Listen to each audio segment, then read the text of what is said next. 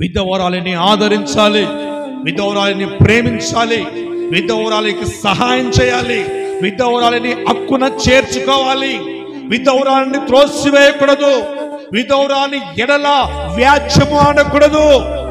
వ్యాజ్యము అనగా గొడవ. బైబిల్లో వాక్యం అంటుంది, ఏమనో తెలుసా? ఇదిగో నేను విధవరాలి పక్షమున వ్యాజ్యమును ఆడే దేవుడను కాను. విధవరాలు మనిషి కదా.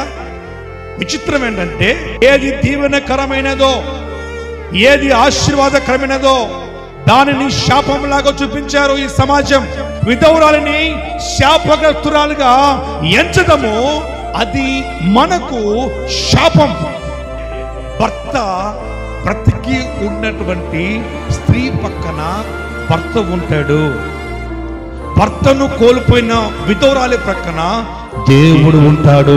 అందుకే ఈ సహోదరు అంటుంది, అమ్మా విధవరాలినైనటువంటి నా ఎడల మీరు చూపించినటువంటి దయ, మీరు చూపించినటువంటి ఆ ప్రేమ దేవుడు మీకు మరలా చూపిస్తారు.